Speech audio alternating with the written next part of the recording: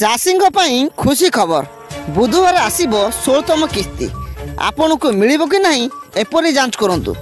जदि आपण पीएम किसान सम्मान निधि योजना हिताधिकारी तेबे आपण ପାଇଁ एक खुशी खबर अछि। दीर्घ दिन धरी 16तम किस्ती पाई अपेक्षा करिथिबा कृषक माने शीघ्र सेमानंकर अकाउंट रे 2000 टंका पाइबाकू जाउचंती। आसंता काली अर्थात 28 फेब्रुआरी रे प्रधानमंत्री नरेंद्र मोदी 16तम किस्ती टंका को सीधा सड़क लाभ माध्यम देशर कोटी कोटी चाषी को अकाउंट को स्थानांतरित करदेवे।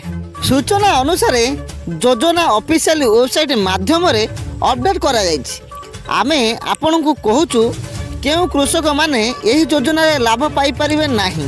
प्रधानमंत्री पीएम किसान सम्मान निधि योजना अधीन रे केंद्र सरकार प्रतिवर्ष गरीब कृषक परिवार अकाउंट को 6000 टंका ट्रांसफर करुछंती।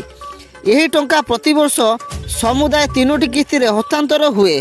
फेब्रुआरी 2019 मोदी सरकार यही योजना आरंभ करथिले। वर्तमान पर्यंत यही योजना अंतर्गत समुदाय 15टी किस्ती कृषक अकाउंट को हस्तांतर करा जायछि। आसंता अर्थात 28 फेब्रुआरी प्रधानमंत्री यही योजना रे 16तम किस्ती प्रदान करिवे। मार्च मासरू देश रे लागू हेबे एससीसी। दीर्घ 4 वर्ष तलू आईन रे परिणत हो सारी बेले नागरिकता संशोधन आईन बा एससीसी लागू करने को केंद्र सरकार मन पड़ी। 4 वर्ष तले यह लोकसभा और राज्यसभा रे पारित होगा पर आईन रे परिणत होइथिला। एहार नियम प्रणयन हो पारु नथिबा किंतु ठीक 2024 साधारण निर्वाचन पूर्व सरकार एससीसी रे कौन सब नियम रही तार निष्पत्ति नहीं सारी। सेहीपरि मार्च प्रथम सप्ताह देश में लागू हे एससीसी बोली किछि जातीय गणमाध्यम रे प्रकाश पाई।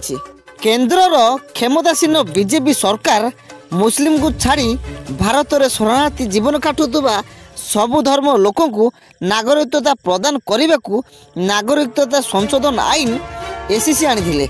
विशेषकर बाहर राष्ट्र में धार्मिक आक्रोश शिकार हेउतुबा हिंदू मानक भारत नागरिकता देवाई एससीसी लागू हेबो बोली कहा जायछि।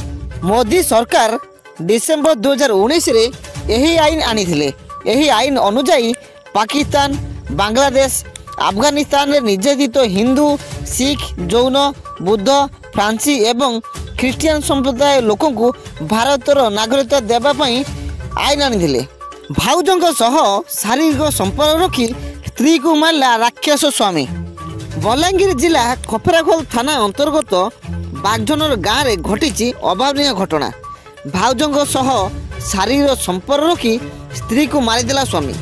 बारंबार भाउज सह शारीरिक संपर्क रखिबारु यहाकू पत्नी बारण करिबारु भाउज सह मिसी पत्नी को विष खुआई मारिदेला राक्षस स्वामी।